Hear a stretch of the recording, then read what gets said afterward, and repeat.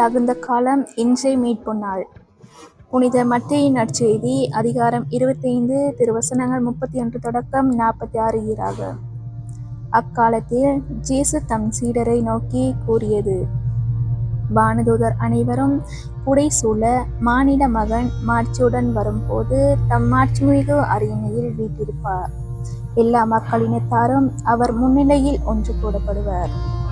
ஒரு ஆயர் செம்மறி ஆடுகளையும் வெள்ளாடுகளையும் வெவ்வேறாக பிரித்து, செம்மறி ஆடுகளை வலப்பக்கத்திலும் வெள்ளாடுகளை இடப்பக்கத்திலும் நிறுத்துவது போல் அம்மக்களை அவர் வெவ்வேறாக பிரித்து நிறுத்துவார்.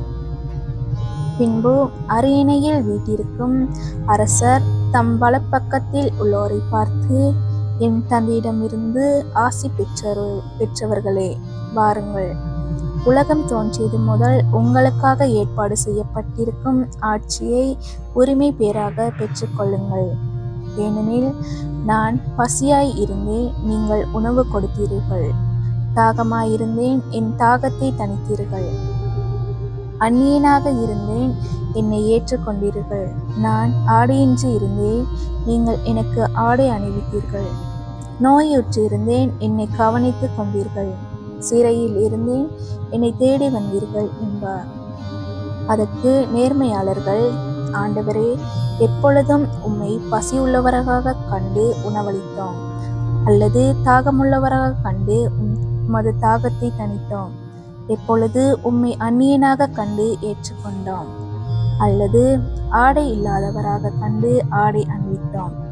எப்பொழுது நோயுற்றவராக அல்லது சிறையில் இருக்க கண்டு உம்மை தேடி வந்தோம் என்று கேட்பார்கள். அதற்கு அரசர், மிக சிறியோராகிய என் சகோதரர் சகோதரிகளுள் ஒருவருக்கு நீங்கள் செய்வதெல்லாம் எனக்கே செய்தீர்கள் என உறுதியாக உங்களுக்கு சொல்கின்றேன் என பதிலளிப்பார். பின்பு இடப்பக்கத்தில் உள்ளோரை பார்த்து, சபிக்கப்பட்டவர்களே, என்னிடமிருந்து அகன்று போங்கள், அலகைக்கும் அதன் தூதருக்கும் ஏற்பாடு செய்யப்பட்டிருக்கின்ற என்றும் அணையாத நெருப்புக்குள் செல்லுங்கள். ஏனெனில் நான் பசியாய் இருந்தேன், நீங்கள் எனக்கு உணவு கொடுக்கவில்லை. தாகமாயிருந்தேன், என் தாகத்தை தணிக்கவில்லை. நான் அந்நியனாய் இருந்தேன், நீங்கள் என்னை ஏற்றுக்கொள்ளவில்லை. ஆடையின்றி இருந்தேன், நீங்கள் எனக்கு ஆடை அணிவிக்கவில்லை. நோயுற்று இருந்தேன், சிறையில் இருந்தேன், என்னை கவனித்துக் கொள்ளவில்லை என்பார். அதற்கு அவர்கள், ஆண்டவரே, எப்பொழுது நீ பசியாகவோ தாகமாகவோ அந்நியராகவோ ஆடையின்றியோ நோயுற்றோ சிறையிலோ இருக்க கண்டு உமக்கு தொண்டு செய்திருந்தோம் என கேட்பார்கள்.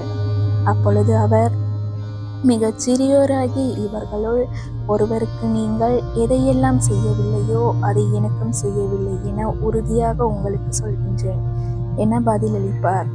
இவர்கள் முடிவில்லா தண்டனை அடையும் நேர்மையாளர்கள் நிலைவாழ்வு பெறவும் செல்வார்கள். இது ஆண்டவர் வழங்கும் அருள்வாக்கு. கிறிஸ்துவே உமக்கு புகழ்.